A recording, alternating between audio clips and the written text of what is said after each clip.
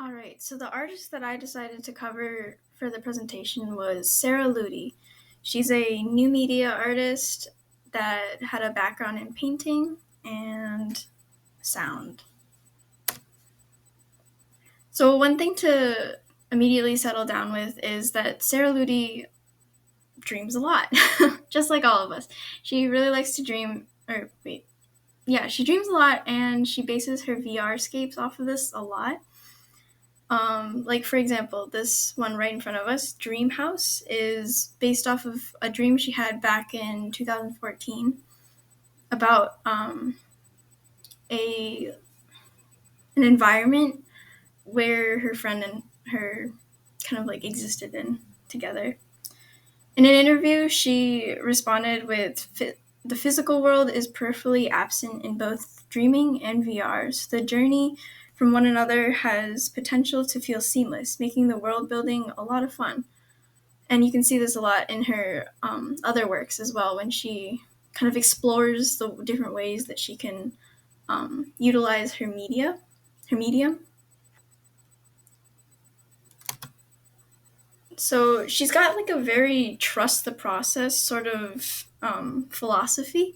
This is seen a lot through her works because they're all made from an archive that she created called, forgetting the name, Subsurface Hell is what she called the archive.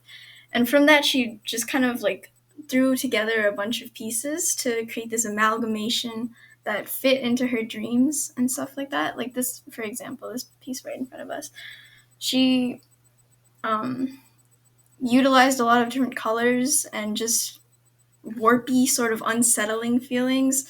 That's what she tries to do a lot in her pieces. She wants to, like, she literally said in an interview that she wanted to have a dream-esque and unpleasant, unsettling, sort of digital uncanny to it. So she uses her painting background to kind of create that. So her painting inspiration was from none other than Bob Ross himself.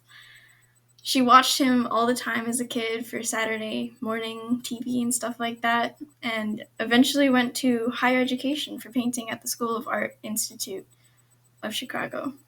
Then later, after high school and college and such, she delved into new media and sound.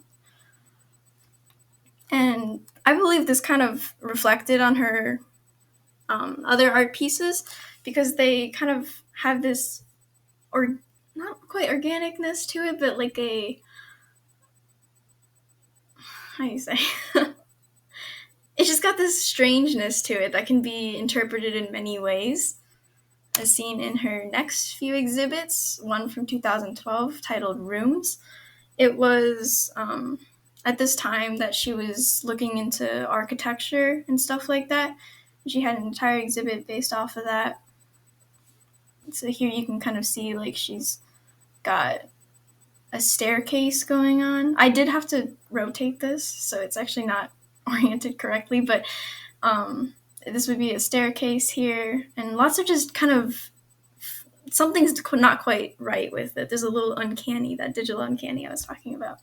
She, specifically this one, was based off of a digital feng shui. She was trying to create a piece that exhibited, how do I put I can't quite think of how, but digital feng shui is what she called it. In Chinese definition of it, it's supposed to be like a physical, cosmic, psychic energy that is supposed to fit together, right? But the way Sara Ludy described it was kind of like a replication of energy of an existing thing to change into a different energy. So she's trying to just kind of generate something else from it, but with the same concept as the Chinese. And then in this exhibit for clouds, she kind of, I'm not too sure about the background on this one, but she did, you can kind of see how she uses that morphing, painty style that she's got to incorporate it into something kind of freer. Same thing in Sky Canyon, the more recent one. It looks like she uses many different mediums in it, which I think is really neat. Because we got some different textures going on here. These can almost look like clouds, and if you zoom in on it, there's like little textures that indicate that it's like paint strokes. So as homage almost to her painting background. And I think that's pretty cool. All right, so here are my thoughts. I think that her style is definitely unique, and because of that like painting background she's got, and I really do love Bob Ross myself, so that's already a plus for me. However, there are some things in her artwork, like the use of AI and just kind of her goal for it to be unpleasant and unsettling. That's not quite what I would do in my own art, but I see how this like sort of incorporation of all the things that she's been interested in throughout her life makes this work for her.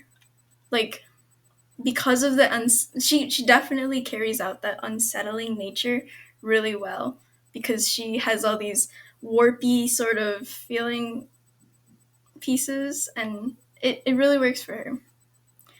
I probably wouldn't incorporate this sort of style into my own